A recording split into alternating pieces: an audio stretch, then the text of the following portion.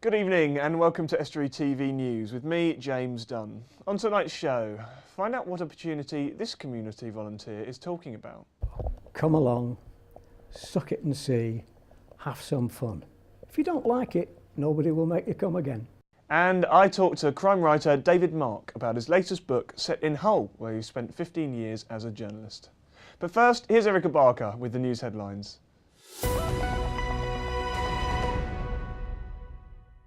Hello, the headlines today. A holidaymaker in Bridlington dies after her handbag is stolen, and plans for this year's Cleethorpes Carnival take a step forwards. But first, East Riding Council tell us they're to pay out a total of £700,000 for repairs in 2 East Yorkshire villages damaged by flooding. The clean-up operation in Kilham and Burton Fleming since the floods in 2012 has already cost the council £220,000. A second phase of work gets underway this week.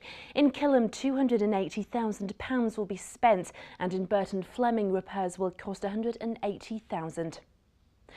A woman holidaying in Bridlington has died after being the victim of a handbag theft in the town.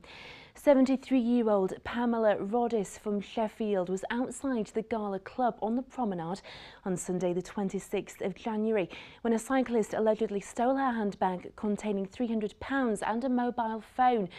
Police say Miss Roddis was so shaken by the theft she cut her holiday short and returned to Sheffield the very next day. 4 days later, she suffered a brain hemorrhage. Not being online, it can cost people thousands of pounds a year, leave them socially isolated and make it difficult to access council services. That's according to a new partnership between North Lincolnshire Homes and the council. They're running classes to help people who can't use computers, but they need volunteers to know their hard drive from their hardware to help out at various locations across North Lincolnshire. I've seen a number of people who have never been online and once they take that step to have a go, then they realise that it really is a window to the world and it makes their life much better in so many different ways. 34 wards across Northern Lincolnshire and Goole NHS Foundation Trust are celebrating after being recognised for achieving 365 days free of hospital-acquired Clostridium difficile. The symptoms of CDI include diarrhoea, a high temperature and painful abdominal cramps. An awards scheme launched last year acknowledges those wards that have minimised and eliminated the infection. Humberside Police is appealing for information after an alleged assault in Cleethorpes left a man fighting for his life. On Sunday at around 4:40 a.m. in the early hours outside Barcelona nightclub, 2 men started arguing before one of the men punched the other man, knocking him to the floor. The man on the floor was then assaulted while on the ground. The victim was knocked unconscious and sustained head injuries in the incident and was taken to Diana Princess of Wales Hospital for treatment. The suspect is described as white with a tanned complexion and between 5'7" and 5'9" tall with a stocky build. He has a bald head and was wearing a white top and blue jeans. A quick-thinking neighbour has been thanked for lending a helping hand after a dangerous wall came down in Gainsborough. West Lindsey District Council was called to Melrose Road after 65-year-old Tony Eller, known in the area for helping his neighbours, saw a wall shaking in the wind. After ensuring that people in close proximity to the wall were aware of the danger, he called the council before going on to help with the clean-up efforts. The council says many people would not have reported it, let alone stay and help clear some of the mess, and that he was a true Samaritan. And organisers are calling for people to get involved in this year's Cleethorpes Carnival Parade.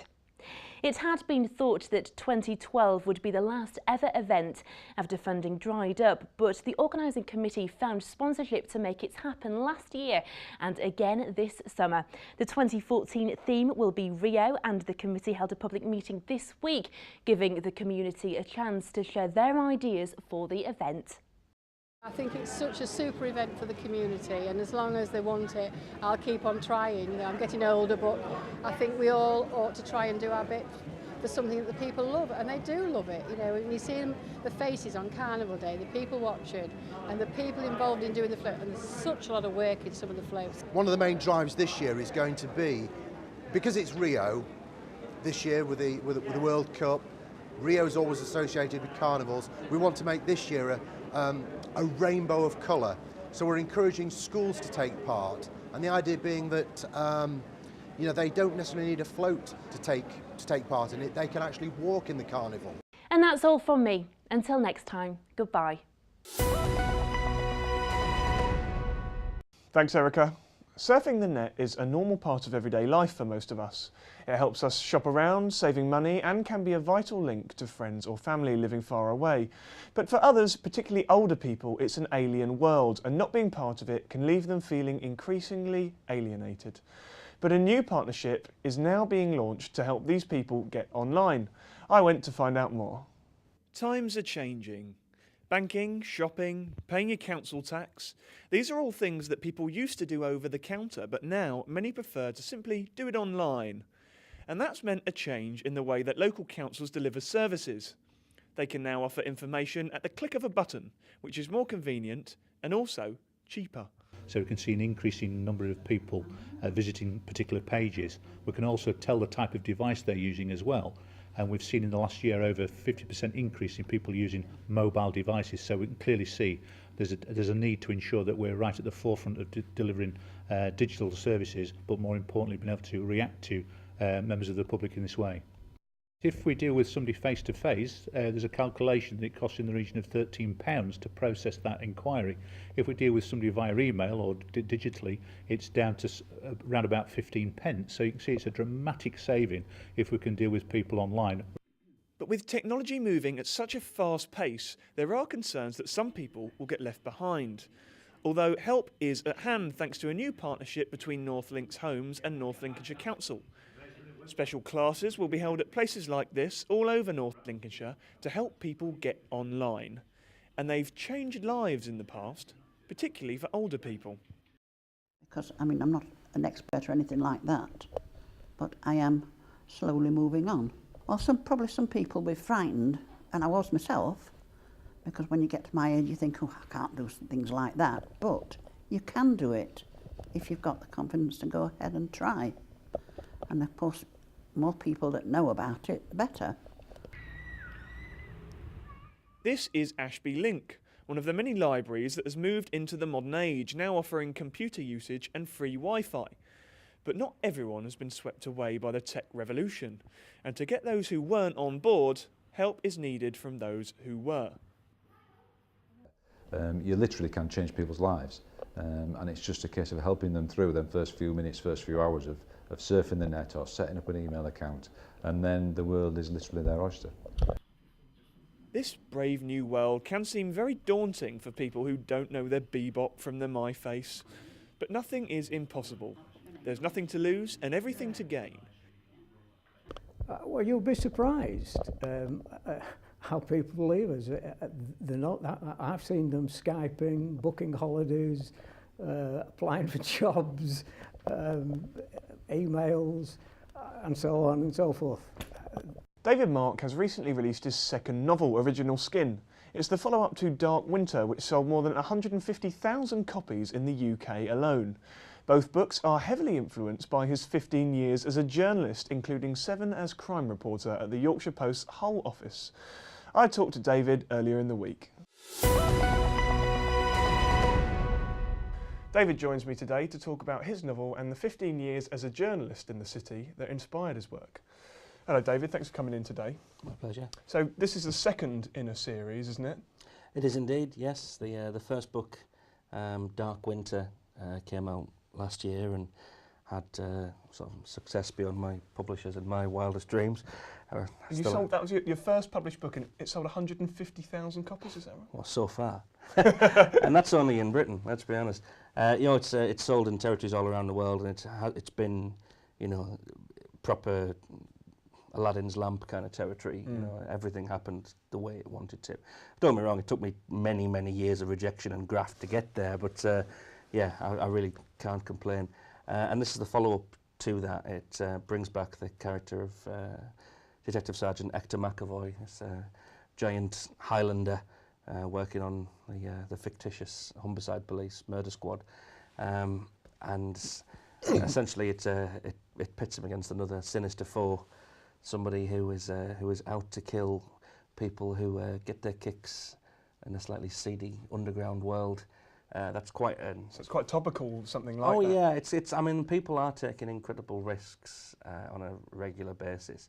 You know, people are going online and you know, you'll see adverts on certain websites. You know, morbidly obese hermaphrodites seek similar, non-smoker preferred, and then you scroll down and there's like, you know, this is my address. Come in, you can do what you want to. People make themselves vulnerable. Oh, completely vulnerable. I'm not judging. You know, if you've got your own code, you know, and you've got people who come and check on you afterwards, that's all fine. But I do think if you do think as a killer, which as an author of crime fiction I kind of do, you know, then you do think yourself the opportunities here are extraordinary. Yeah, so, no, I see what you mean. Yeah, and it's obviously set locally, isn't it? Yeah, as with the previous book, Hull is the centre of the action, but it does spill over into some of the more attractive local areas like Grimsby. Of course, as a crime writer, this is an area that you know very well, because before you were a professional author, you were a journalist for many years. Yes, I was. And obviously you've worked in Grimsby. Yeah, I was at the Telegraph for a few months. And then you went on to work for the Yorkshire Post in the Hull area. Yeah, I went from the Telegraph over to Hull, where I worked for the Yorkshire Post.